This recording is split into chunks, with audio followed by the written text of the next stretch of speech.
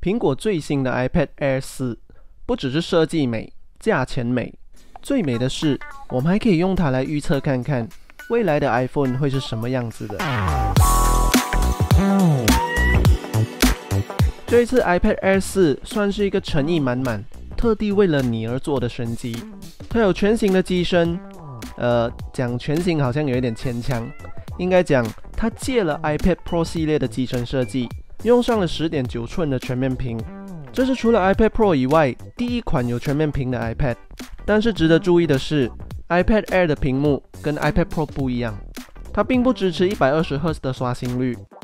因为机身设计跟 Pro 系列相同，所以苹果之前推出的 Magic Keyboard 也可以用在这款 iPad Air 身上。你以为新的设计就会有 Face ID， 但是它反而是用睽违已久的 Touch ID， 就放在开关键的上面。这个改变很有趣，等一下我会再深入聊聊。Lightning 被淘汰掉了，这一次我们用 USB Type-C 来充电，还有传输文件。放心，充电头还在，盒子里面会附送一个20瓦的充电头。相机方面，前后都是基本的单镜头。iPad Air 4这次用上了第2代的 Apple Pencil， 终于不用再用尴尬的方式来充电。搭配上 iPad OS 14的功能，其实使用 iPad Air 还有 iPad Pro 的体验是差不多的。这一次最新的 iPad OS 14，它针对了 Apple Pencil 手写输入方面做了优化。有兴趣了解的，可以去看看我之前的影片。处理器更新到了苹果最新的 Air 14 Bionic 处理器，相信这个处理器也会用在下个月才发布的 iPhone 12身上。比起上一代 iPad Air， 这一次的 CPU 效能提升了 48%， GPU 则提升了 38%。跟 iPad Pro 一样，它也支持神经网络学习，还可以剪接 4K 的影片。但是对比 iPad Pro 用的 A12Z 处理器，它还是比较输一点的。所以不是越新数字越大就代表越好。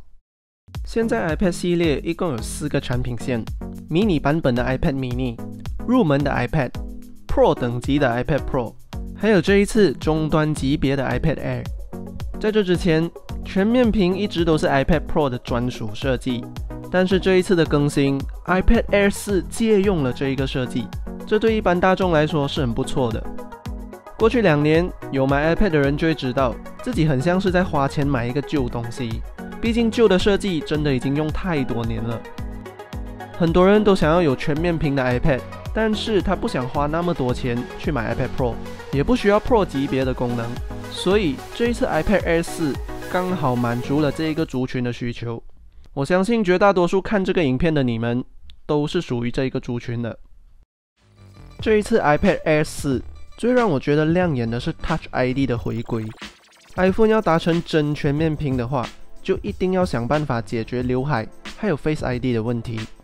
我一直很好奇，苹果是会把 Face ID 进化到隐形的地步，还是会直接用 Touch ID 来取代它？这一次的 iPad Air 似乎给了一个小小的暗示。谢谢你的收看，喜欢的话请记得给我按赞、订阅跟分享。这里是果粉科技频道，以后也会为大家带来有趣的科技资讯，有兴趣的也可以去我的 FB 专页逛逛。我是 CCK， 下次见。